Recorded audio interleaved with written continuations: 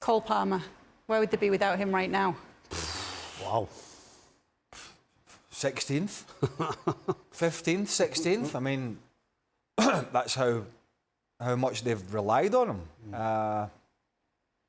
You know, ultimately somebody who was rejected in the end by Manchester City, which is not the worst thing in the world because they have a big squad, but I thought he got, as the game went on, he started to make, as Frank said, he tried to force it a little bit, some of the passing, and it was a little frustrating, but there's no doubt he's the guy that's carrying the can for them. But, you know, there's no...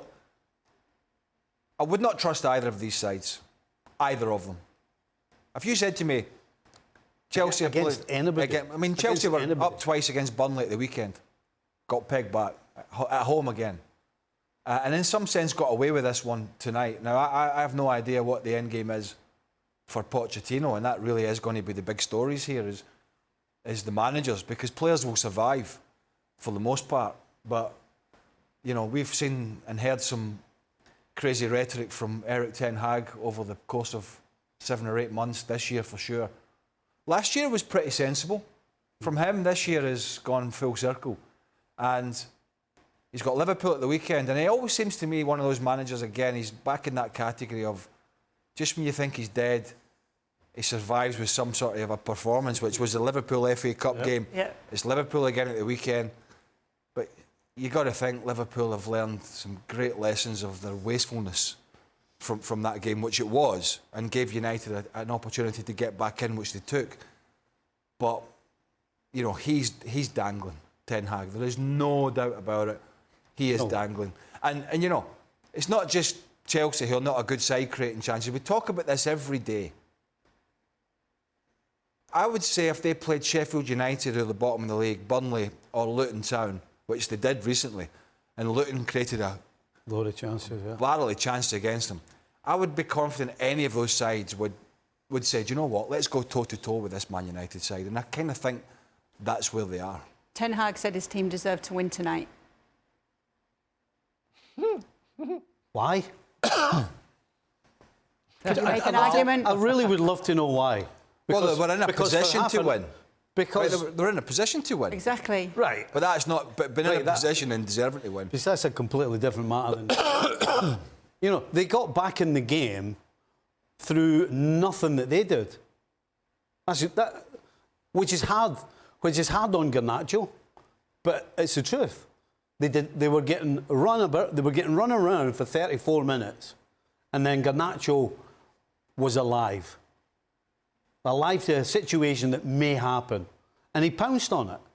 That had nothing to do with Manchester United or Erik Ten Hag or any of the coaching staff. It had nothing to do with it. Chelsea just said, on you go, you can come back in the game. Now, they took advantage of getting the goal, and they took advantage of a Chelsea side that, when things get bad, they have no idea what to do. And so from there, it was a level game, because we've just sat here and told you about the whole game.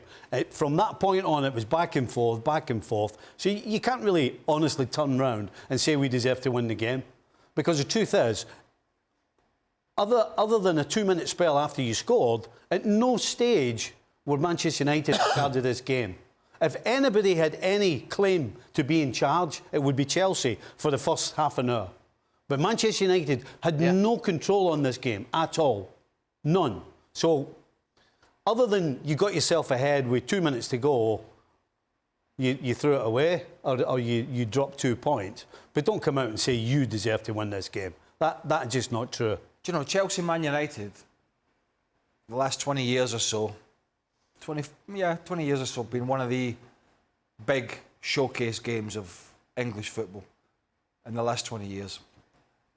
Really and truly, all that was at stake today was discussions about managers' jobs. Really and truly.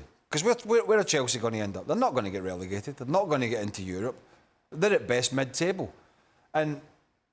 But for a few delusional souls out there, Man United will be playing, you know, Europa League football next year. That's where they were going to be, win, lose or draw today. And so really what we're looking at here is a fixture between two big spenders and two big hitters in England. And the main topic is, which manager's going to survive? Because they're not playing for it. They're not playing. It's not a league title at stake. They're not. There's not really a top four at stake. There is not, because United are not good enough to get in there and bridge that gap. And by the way, their goal difference is worse anyway. That's another point. So really, what we're talking about here is two managers trying to save their backsides. And on tonight's showcasing, Pochettino just about saved his, because when United were winning and it was going into extra time and injury time, it looked like he was going to be the man answering all the questions. But at the end, it's Ten Hag who's doing it again. So it's quite sad, really, to see where we are with these two clubs. If we stick with the managers, Frank, and we talk about the risk it would be to keep Pochettino at Chelsea, or the risk it would be to keep Erik Ten Hag at Manchester United, which would be worse?